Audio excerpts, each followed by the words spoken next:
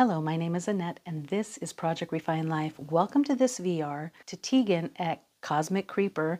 She came out with this tag, Oracles with Attitude, which I just love. She said that she had been thinking about this tag for quite some time, and I'm really glad that she brought it out to the world because Oracle decks have this way of being very supportive, which I love. I truly love very supportive decks. However, we all need a kick in the butt sometimes. We all need that straight talk. So this tag is all about sharing the decks that do that for you, that are straight, that are maybe rude. So I chose 5, the 5 that came to my mind to begin with. There is another one that I really wanted to pull in here, but I'm going to keep it out of there because I'm trying to keep it just to the 5. But this is the Earthbound Oracle.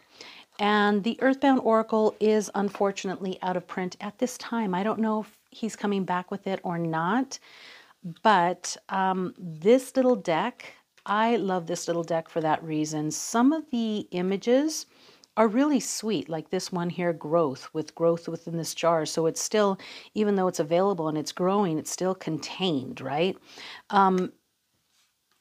So do with that what you what you'd like. But some of these images are a little different here. And I appreciate how interesting the images are. It does not have a guidebook. It's just the one word. And this is a deck. See, like this one right here, healing. This bird has blood dripping. His little wing is bandaged together and there's arrows flying. So it may have got him. We don't know. You know, it may be an ongoing process.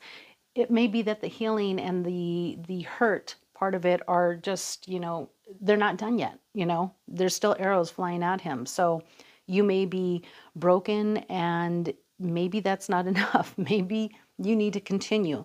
Like, there is so much that you can do with this deck as far as really tapping in to what you're feeling, what you're thinking, what you're experiencing. Here we have fear. And of course he's scared. Look at that. So again, another one that really ties into that overall feeling.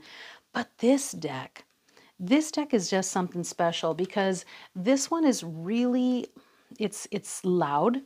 It's kind of in your face, but I love working with it for that reason. I really love the attitude that that it provides for me. And sometimes I'll put it up next to a deck like the Gentle Tarot just to have that opposition of ideas and thoughts and, you know, kind of like the devil's advocate type of a thing. I really enjoy this deck. This is a favorite of mine because of how forward it is. Now, I'm not saying that I always work with it, but I know that if I need a straight shooter, that this is one of those decks. Okay, next is When Olga Speaks. Now, this also is an out-of-print deck, but I'm just sharing with you what's in my collection and what really talks to me when I want a deck with some attitude, to be forward with me, to be straight with me. When Olga Speaks is by Sasha Lopez, and this is kind of like a devotion to her grandmother. And I always want to say, like, when Olga yells, because this deck is not quiet. It's not silent. It is not shy. It doesn't have a guidebook. There's just the one word. The colors on the outside of the deck all have a different meaning into the different suits. But I love this deck for, again, like this look into what's going on within the images and knowing the time frame that most of these images came from, which is the 70s, the 60s and the 70s, I believe. I think she got a lot of these images from like a Time magazine or Life or something like that. But I love how forward this deck is. I love how loud this deck is. And it's not it's not quiet and it's not necessarily nice, but it does give you the attitude and the gumption that you need to maybe get going and maybe think about something else. I always say when I'm working with this deck, like, that Olga, she must have been something, I believe this is Olga right there. She must have been something else. Like, I appreciate her. You know, when my grandchildren reflect on me one day, I hope they don't see me as some really meek and mild person. I hope that they understand that I do try to speak up, and I encourage them. Them and my children, to always speak up as well. So when Olga speaks, it's a really delightful deck. I really love working with it, even though it's loud. This is another one. This is the Enigma deck, and this is created by Daniel Martin Diaz, which is this deck. Let me first premise by saying that this is created almost as a game, like a loteria game, but he created it, you know, a little bit different, a little bit more within his style, and you can buy the whole game. So it has a board and it has everything else that you would need to play this game. But I love this deck just as an oracle. And again, there's no guidebook. And so all you have are the images, the numbers, and the keyword that's on the deck. This deck, again, is one of those decks that's really forward, that's really blunt, that doesn't have a lot to say, but it is to the point. It tells you what you need to hear, whether or not you want to hear it. And I appreciate it for that reason. It's really, really a cool deck. And this is one of those decks that I think, man, if you guys would give this a try, you guys might really like it, because it is a super, super cool deck. This is by the same creator as the Earth Magic Tarot, one of my favorite decks. I just love this oracle deck because of how forward it is. And I love the boldness within the colors and everything. I think it's just a fantastic deck. All right, so for my fourth deck, I have the Urban Crow Tarot. This is the indie version. And sometimes I think I should probably get the mass market because these are a little slippery, but I still love the deck. And then I think, why am I going to replace something I already have? That's just silly. But the Urban Crow Oracle is, again, one of those decks that really speaks to you.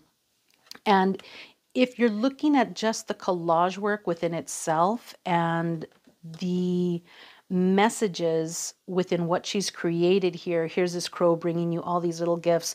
But when you tie into the little guidebook, and I don't know if the mass market guidebook is any different than this one, I'm really not quite sure, but it's just kind of to the point, you know, it's not going to beat around the bush. It's not going to paint rainbows and you know, butterflies for you and all those things. What do they say? Unicorns? I don't know. I can't even remember now. It is raining outside, guys, and it's so pretty. I just love it.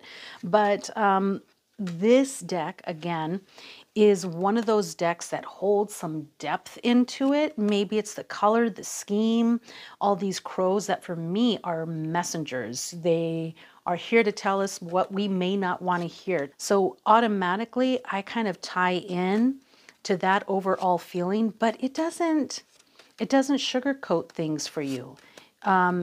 It's not always light and pretty, you know, it's forward, it has attitude. And I really appreciate it for just those reasons. So this is the Urban Crow Oracle. And last but not least, and there are a few more decks that are within my collection that I, you know, kind of like, oh, should I or shouldn't I? But no, I just wanted to come out with the 5. So this is the Tantric Dankini. Now, the Tantric Dankini for me, I love it. And again, another like collage style deck. I love collage style decks. But what I love about this deck is for one, the images, the collage work, because when you start looking into some of these images and the things that are going on around, it gives you a certain type of feeling. It does not shy away from the hard messages. And then it's just so different. You know, you have like pictures like this, and then you have that chameleon coming out, and then you've got these landscapes going on. It's a little bit of something. It kind of relates to the tarot. And I really appreciate the messages. So the guidebook itself, like, they're not hard. And this particular deck is supposed to relate to both the Tantric practice plus the 64 Dankinis. But the 64 Dankinis are here to provide messages and to provide wisdom and how to proceed with life. So doing that, you have to imagine that it can't just be all sugar. It can't be all coated and looking pretty. Like, sometimes you just need to be told.